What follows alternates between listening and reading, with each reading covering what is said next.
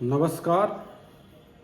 Part 6 का ये part 2 है। आपको मूल पाठ के जो हम 6 नक्षत्र बताए थे, तो केतु के 3 नक्षत्र और बुध के जो है 3 नक्षत्र। तो ये जो है, तो ये केतु के नक्षत्र हो गए अश्विनी मघा मूल, यानी कि 1 नंबर का नक्षत्र, 10 नंबर का नक्षत्र और 19 नंबर का नक्षत्र जो है ये मूल के कहे गए हैं। अब हम आपको बता दें कि इसको सरल भाषा में मध्य प्रदेश, छत्तीसगढ़, बिहार में 27 भी कहते हैं। तो अगर इस प्रकार का चंद्रमा अश्विनी में है, मघा में है, रेवती में है, मूल में है, अश्लेखा में है, यानी कि ये 6 नक्षत्रों में अगर आपका चंद्रमा गोचर कर रहा है और बच्चा का जन्म हुआ है, तो शास्त्रीय विधि से जो इसका उपाय बताया जाता है उसको आप उपाय करिए, तो इसका जो है आपको लाभ प्राप्त होगा। अब आपको थोड़ा सा आइए हम बता दें कि मुख्य रूप से जो मूल होता है,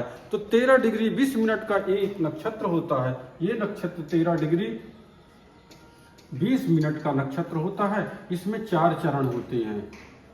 अब 4 चरण में ये जैसे ही रेवती अंतिम का जो नक्षत्र बुध का आएगा तो रेवती आएगा।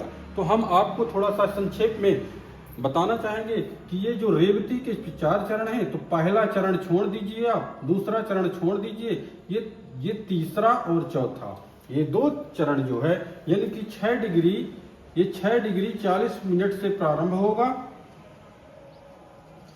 और जो है आपका ये यहाँ 13 डिग्री 20 मिनट में नक्षत्र समाप्त हो जाएगा।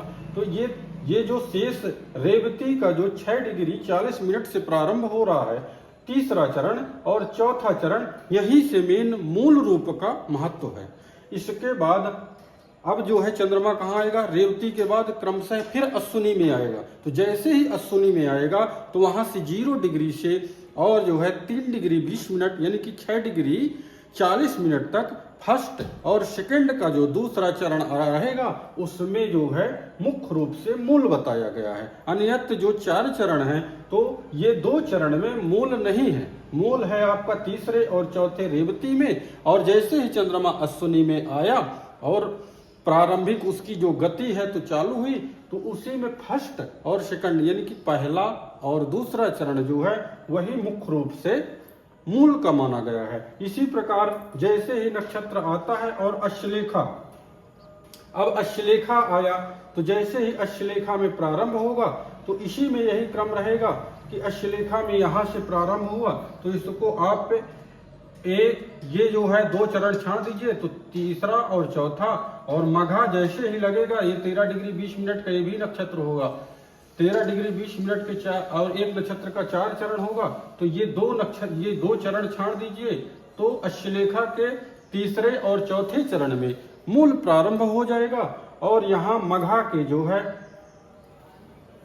पहले और दूसरे चरण में मुख्य रूप से मूल प्राप्त होगा। अन्यत्र कहीं भी मूल जो 2 चरण हैं उसमें मूल नहीं माना गया है, इसलिए कि चंद्रमा की गति देखी जाती है। इसी प्रकार क्रमशः ये सारी चीजें जो बताई जाती हैं, तो गणितीय पद्धति से आपको क्रमशः से हम जो है बताएंगे। अब आपको जो है निष्ठ पाठ में, तब तक के लिए इसको जो है आप क्रमशः से याद करिएगा कि बुध और केतु के ही नक्षत्र मुख्य रूप से मूल रूप के माने गए हैं। नमस्कार।